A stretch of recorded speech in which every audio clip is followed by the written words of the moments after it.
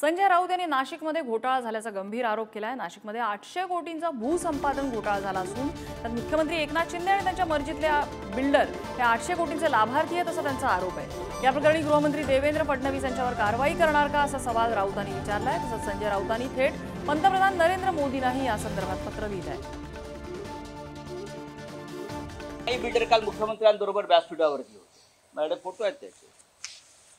त्यातले काही बिल्डर हे काल मुख्यमंत्री जे गेले त्यांच्याबरोबर हे मुख्यमंत्र्यांच्या मांडीला मांडोलन बसल्याचे ठक्कर नावाचे बिल्डर। म्हणजे कसं आहे की काही बिल्डरांनी त्या काळामध्ये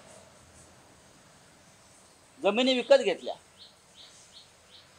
बरं का, शेतकरी नसतानाही जमिनी विकत घेतल्या आणि नंतर त्या जमिनी एका महिन्यामध्ये 5 पटीनं वाढवून त्या बिल्डरांनी महापालिकेकडून कोट्यावधी रुपये घेतले।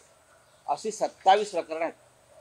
स्वतः छगन भुजबळ त्या जिल्ह्याचे पालकमंत्री आहेत, त्यांनी मुख्यमंत्र्यांना एक पत्र लिहून त्या संदर्भात माहिती दिली की हे भूसंपादन अत्यंत बेकायदेशीर आणि त्यात फार मोठा आर्थिक घोटाळा आहे, तुम्ही भूसंपादनाची चौकशी करा।